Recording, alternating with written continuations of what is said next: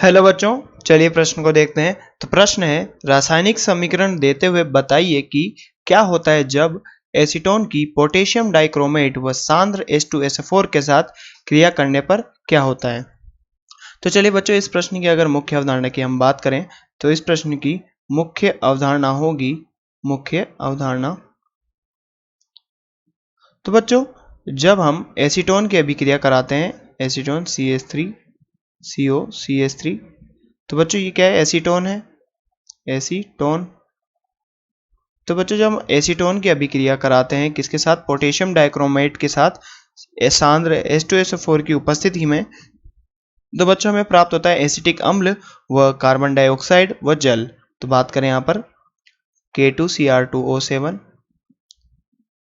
K2Cr2O7 बच्चों किसकी उपस्थिति में, सांद्र कंसंट्रेटेड H2SO4 की उपस्थिति में जब इसकी अभिक्रिया कराते हैं बच्चों, तो बच्चों यहाँ पर क्या होता है, CH3 हमें प्राप्त होता है बच्चों एसिटिक अम्ल, acetic acid plus CO2 plus H2O।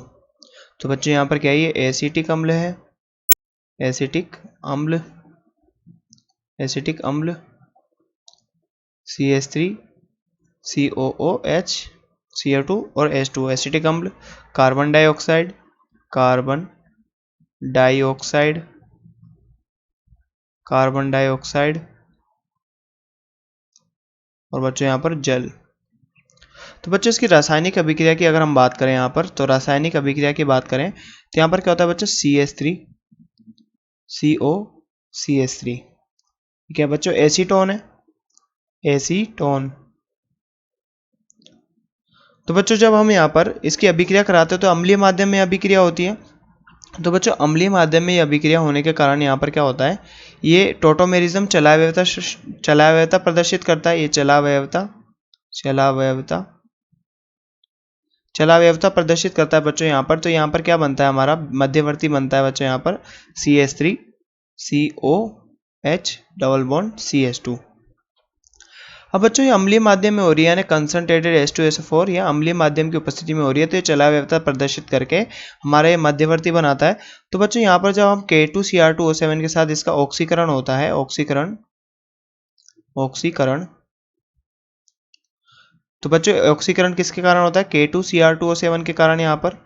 तो जो ऑक्सीकरण होता है तो यहाँ पर क्या होता है, ये बंध टूटते हैं बच्चों यहाँ से, और जितने बंध टूटते हैं उतने OH लगते हैं। तो बच्चों यहाँ पर बात करें तो यहाँ क्या होता है, यहाँ पर CH3 COH और यहाँ पर दो बंध टूटे तो यहाँ 2 OH लगेंगे, और इसी प्रकार से यहाँ पर CH2 OH और OH।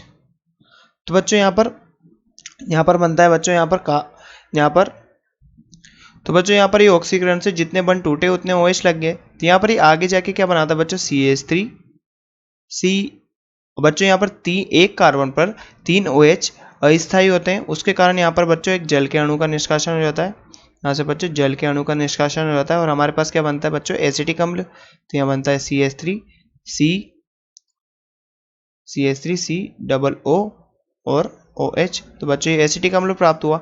अब रही बात इसकी बच्चों, तो यहाँ पर क्या होता है, यहाँ पर फिर से इसका जल को, यहाँ पर भी एक कार्बन पे दो OH समूह अस्थायी होते हैं, तो यहाँ से भी बच्चों एक जल के अणु का निष्कासन होता है, यहाँ पर जल के अणु का निष्कासन होता है। तो इस बंध के इलेक्ट्रॉन बच्चों यहाँ पर जाते हैं और उससे क्या होता है, तो यहाँ पर कार्बन के साथ इसका, कार्बन और ऑक्सीजन के मध्य बच्चों डबल बॉन्ड आता है। तो बच्चों हमें यहाँ पर फॉर्मल्डिहाइड प्राप्त होगा, ये बच्चों फॉर्मल्डिहाइड प्राप्त हुआ। अब बच्चों यहाँ पर K2Cr2O7 पुनः अभिक्रिया करता है, K2Cr2O7 पुनः अभिक्रिया करता है और इसको बदलता है बच्चों कार्बोनिक एसिड में, COOH। तो बच्चों इसको इसमें बदल देता है। तो यहाँ पर बच्चों एक जल के अणु निकलता है, फिर से यहाँ पर एक कार्बन पे 2 OH आ गया, तो बच्चों यहाँ से जल के अणु का निष्कासन होता है, और जल के अणु, तो बच्चों यहाँ पर जल के अणु का निष्कासन होता है, और बच्चों यहाँ से एक जल के अणु और CO2 हमें प्राप्त होता है। तो यहाँ पर एक CO2 प्लस H2O।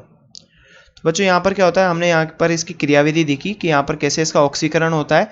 तो बच्चों हमारे पास क्या प्राप्त हुआ, सबसे पहले हमें प्राप्त हुआ एसिटिक एसिड। तो यहाँ पर हमने बनाया एसिटिक अम्ल, एसिटिक एसिड, फिर बच्चों हमें क्या प्राप्त हुआ यहाँ पर, हमें बच्चों यहाँ पर प्राप्त हुआ एक तो CO2 और बच्चों एक H2O। तो हम यहाँ पर लिख देंगे CO2 plus H2O, CO2 plus H2O। तो बच्चों ये क्या था यहाँ पर, एसिटिक अम्ल, एसिटिक एसिड, एसिटिक अम्ल। तो बच्चों जैसा कि हमसे प्रश्न में पूछा गया था कि एसीटोन की पोटेशियम डाइक्रोमेट व सांद्र H2SO4 के साथ क्रिया कराने पर क्या होता है। तो बच्चों जैसा कि हमने यहाँ पर देखा कि एसीटोन की इनके सब के साथ क्रिया कराने पर हमें बच्चों यहाँ पर एसिटिक अम्ल CO2 और H2O के अणु प्राप्त होते हैं। तो बच्चों आशा करते हैं आपको प्रश्न समझ में आया होगा। धन्यवाद।